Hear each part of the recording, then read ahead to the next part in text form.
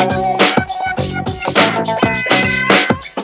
I'm Joe from OpenNet, and I'm here today at Alpacas at Windy Hill to talk to Cindy Harris about how she's using social media in her marketing. So let's go ahead and talk to Cindy.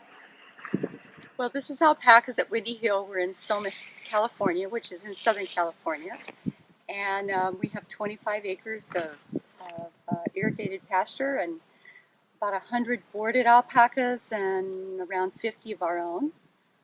We sell alpacas, we sell fleece and yarn and finished goods now. We have a little store, we teach classes, we offer breedings. We're a very traditional alpaca breeding farm in that sense, but we branched out because we have to make a living somehow, and this is it for us. We don't have a plan B, so we're just trying to make it work the best we can. Cindy, I know that fairly recently you started a concerted effort to utilize social media to extend your marketing. How did you go about figuring out what to do? Well, I do all of my marketing online. I try not to spend any money on marketing if I can, but to make as big a noise as I can.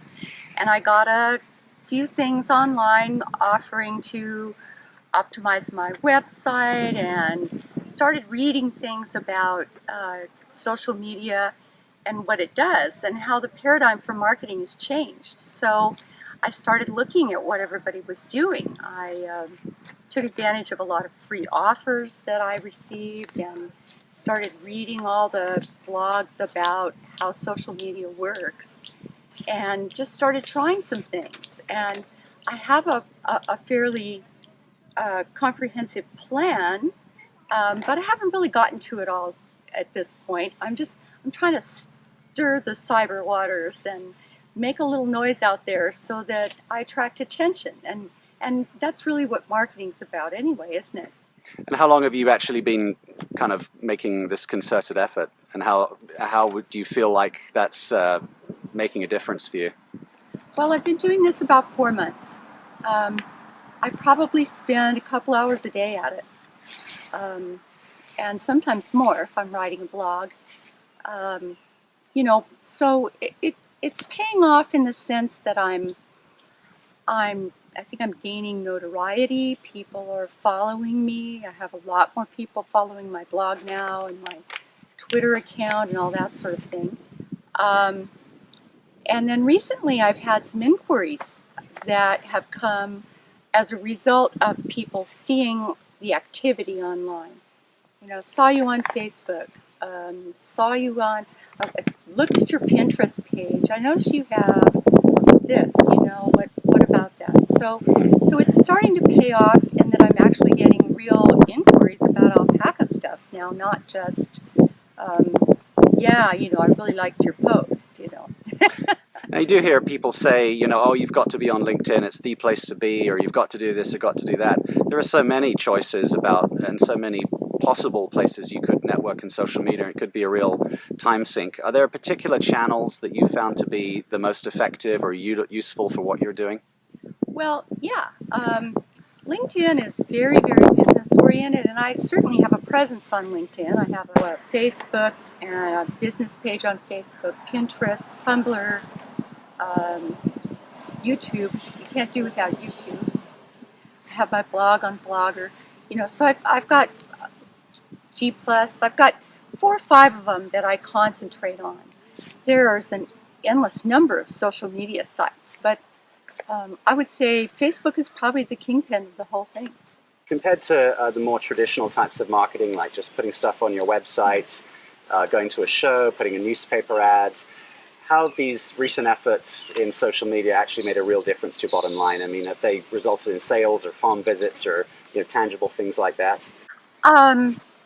Gosh, bottom line, probably not yet. It probably hasn't made that kind of a difference yet.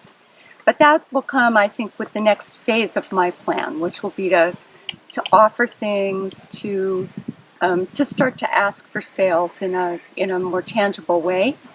But that follows the relationship building of social media.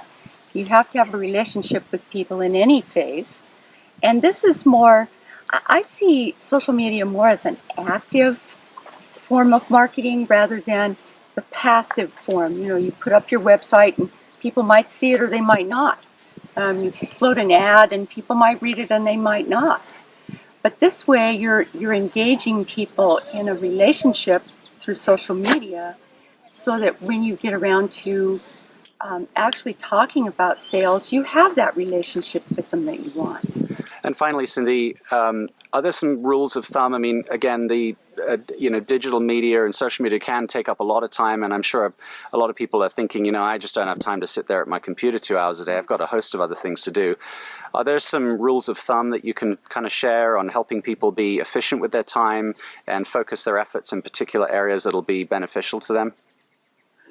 Gosh, you have to decide which social media avenues you're going to use. So I would suggest looking at them and spending a little time, maybe on the weekend or in the evening, and see what people are talking about on the different kinds of social media. And then see which ones are good for you. You have to decide which ones work. Which ones do you like? Which ones can you engage? So kind of a test and test and then see what the results are, kind of thing. Test and see if you get a response. But realistically, it takes a while to get those responses. Well, thank you, Cindy. This has been great. I really appreciate your not just your information, but just your energy and going all out on this, not having a plan B. And I think it's very encouraging to hopefully to other alpaca farmers to see someone working really hard at it, figuring stuff out, not everything, but just kind of testing it and then seeing what the results are and fine-tuning as you go along. And so thank you once again. And thanks for providing Open Hurt. You're welcome. Back to you.